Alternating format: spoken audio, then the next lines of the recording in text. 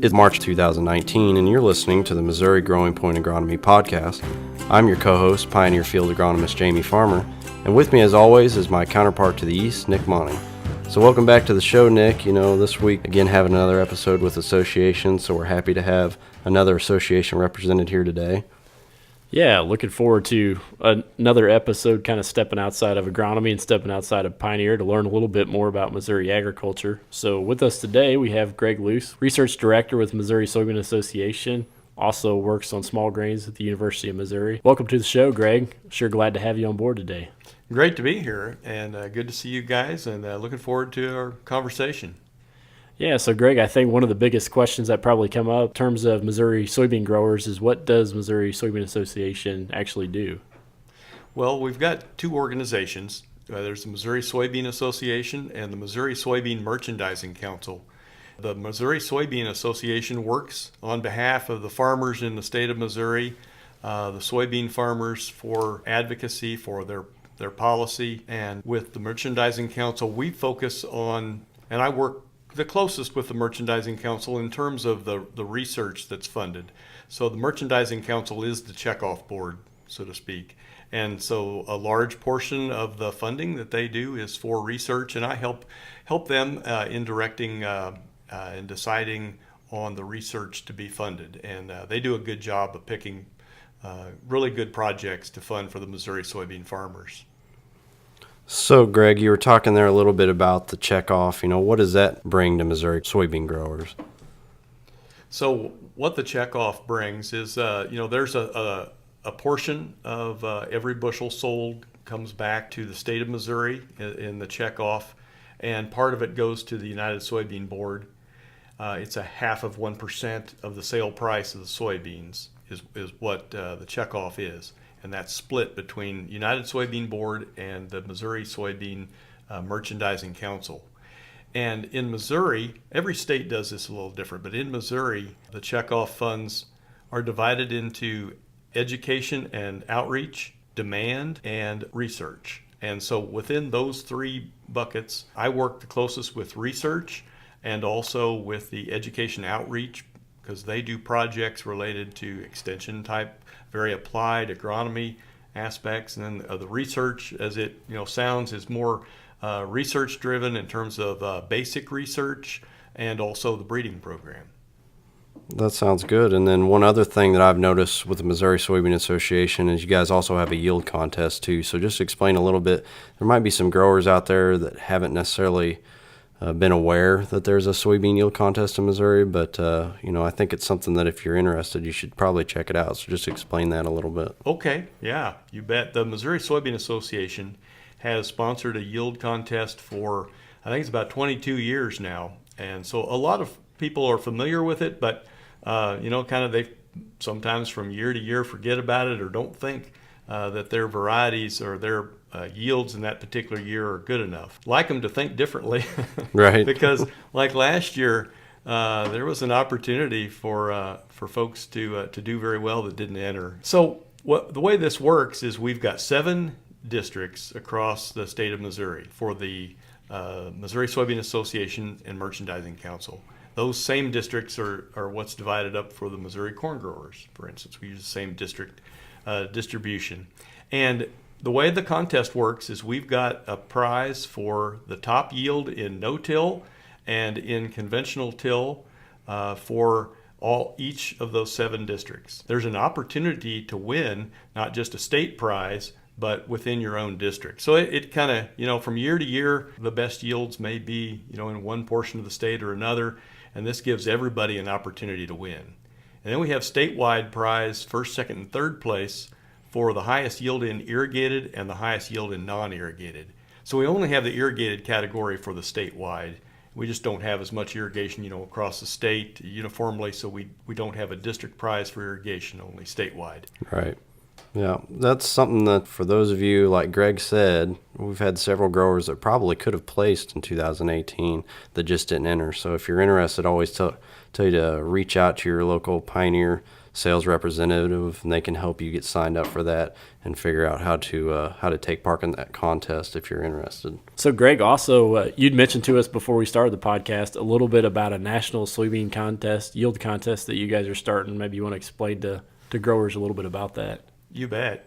So Missouri and a number of other states have had an interest in having a national soybean yield contest. And we hear that from growers that would like to compete with folks from other states in a uniform type of a comparison. And many states don't have a yield contest. So for their growers to participate in a contest, a national contest would serve that purpose.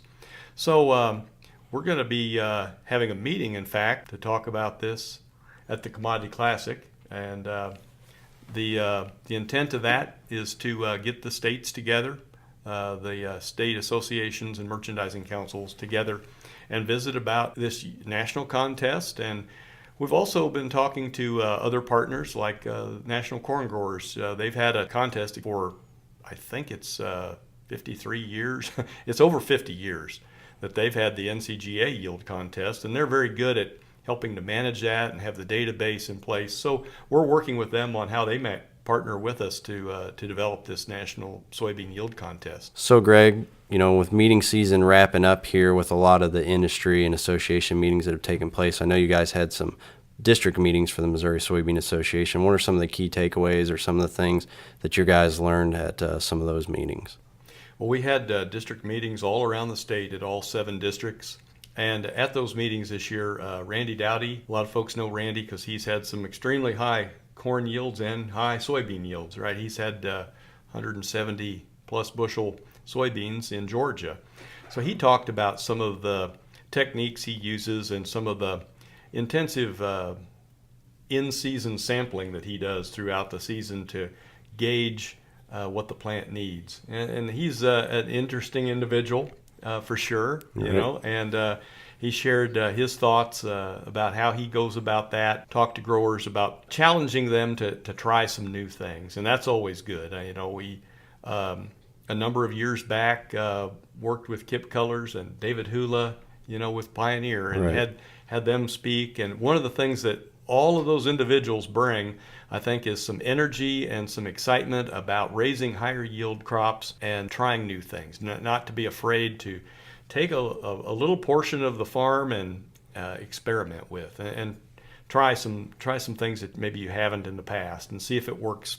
Might be something that's going to work for the whole farm, not just something to do in a contest. And that's really the idea of the yield contests is if we can learn more about what's consistently given us some higher yields, whether it's fungicides, insecticides, foliar nutrient applications, or just whatever it is, those things can be applied to the rest of the farm. And that's the idea, is to just increase the management level, all the way across. And definitely, we see that with all crops. Talking about wheat recently, the world record on wheat's almost 250 bushel per acre crop. It's amazing. Wow. So there's those challenges out there, and I think that there's a lot we can learn from pushing the parameters a bit. Absolutely. So, Greg, I know as a research director, you shared before some of the research projects that you guys are working on, and you're involved in a very vital role of Missouri Soybean Association when it comes to research. I guess maybe kind of a two-part question. What are some of the main takeaways from stuff that you guys have done in the past, and maybe what are some of the latest projects you guys are looking at now going forward? Okay, that's a great question. There's an annual report that I've been working on lately, and that comes out in our April edition of the Missouri Soybean Farmer magazine. So growers from around the state that get that magazine, and hopefully it's just about every grower Right. that's out there gets that magazine. That will list all the research projects that we funded for this last year. We'll have some explanation about those projects in that. And, we help fund, or the Merchandising Council, with the checkoff money from the Missouri soybean growers, fund a lot of different kinds of research. Some of it's around the soybean breeding program. Developing more drought tolerance in soybeans is one of the things that Felix Fritchie, one of the researchers at MU, works with Andrew Skaboo. Dr. Skaboo is the lead breeder for the North Missouri soybean breeding program, and Dr. Chen is the soybean breeder for the Delta Center in the Boot Heel. And those two individuals do a tremendous amount of soybean research related to breeding efforts. Some of that's around high oleic soybeans, some of that's around soybean cyst nematode, and a lot of various things, but they're trying to develop better varieties that can pass on traits that can be used widely in the industry. So there's a lot of things we could talk about around just the breeding program alone. The other things, though, we sponsor research related to weed resistance. That's some of the things Kevin Bradley has worked on. Dicamba movement, 2,4-D. He's looking at some things around 2,4-D as well as the dicamba volatility. There's a number of projects that are done related to the strip trial program, MU.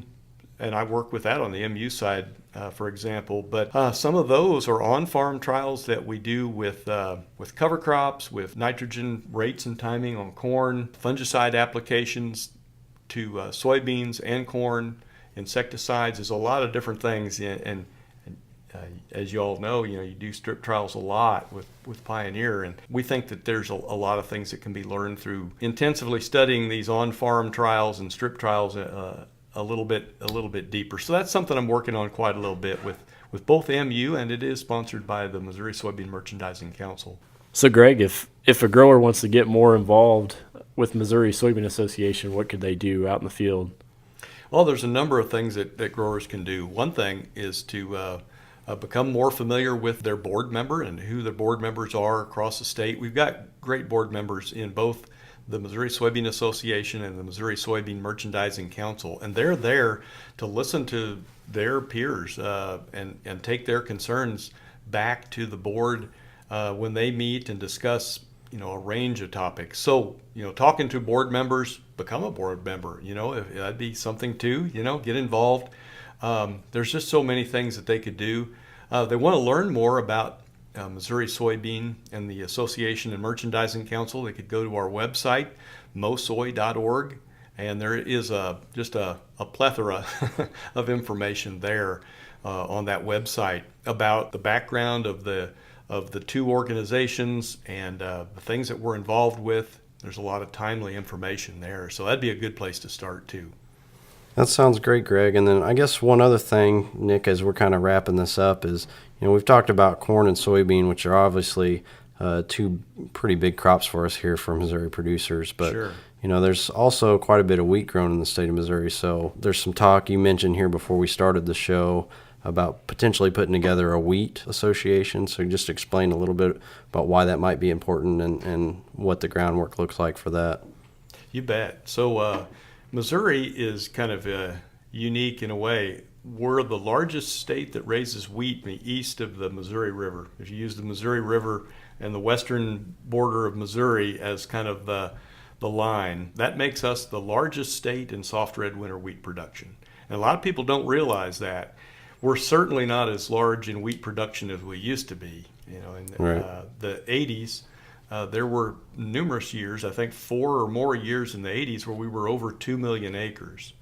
And that dwindled down over time, and a lot of it had to do with scab, that we had wet conditions in the early 1990s, and wheat production dropped, and it typically now is less than 1 million acres. It's often between 500,000 and 750,000 acres a year in production. But that still is a large amount. It's a very significant acreage and larger than any of the other soft red winter wheat producing states. So we're very interested in, and I say those people that I work with, farmers that are interested in this, are really pushing forward to start a wheat association in Missouri. And it's going to be led by Missouri Crop Improvement Association, and Richard Arnett's taking a lead in that. So we're working together with him.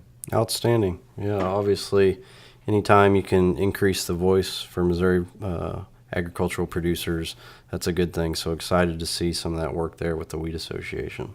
So it's exciting to hear, Greg, the potential to have a wheat association here in the state of Missouri. What are some of the things that association could do for Missouri wheat producers? Well, the group of farmers that have gotten together are very interested in research and having more crop management research around wheat. There's a lot of things that have been done in Missouri, but some of that's been done a number of years back, and we need to keep anew with fertility recommendations, even seeding recommendations, things of that nature. One of the bigger problems with wheat is disease. You guys know, Fusarium head scab is a big issue. Mm-hmm. One thing that has been a benefit is the MU wheat breeding program over the years has developed a lot of Fusarium head scab tolerant lines that have been used out in industry to improve wheat production overall. We'd like to help support the MU wheat breeding program, and there's just a lot of research that needs to be done, that needs to be updated. A lot of other things on diseases and insects, and many things that we could do that aren't done now. We sometimes look to the state of Kentucky and Right. Kentucky wheat programs and things that have been done at the University of Kentucky and Wheat Tech and all that. We're a larger wheat producing state than they are, and really we'd like to have more of that management done here and testing for our area and see how some of those same practices work here, but definitely we could put that to good use. The other thing is building demand. One thing that I hear when I talk to farmers as well, I just don't have a market currently that's very strong for the wheat in my area. So one of the things could be done too is to help build demand for wheat in Missouri. So there's a lot of things we could do, and I'm excited to see this association get off the ground and get started. Absolutely, Greg. That's something that I think Nick and myself would also be pretty excited to see, especially you're talking about local testing. That's something Pioneer feels, is very important to get local observations, local testing. So excited to see what that wheat association can bring and some of the efforts that they can do for Missouri wheat growers. Again, thank you for your time today, Greg. It was great to have you on the show. And so, Nick, for folks to know where to find us, if they can't find us in the field, where should they look? You can look at podcast.pioneer.com, where they can find me on Twitter at Nick Monnig. And I'm at the Jaime Farmer. And again, we thank you for your time. We thank you for your business. And we look forward to speaking with you again.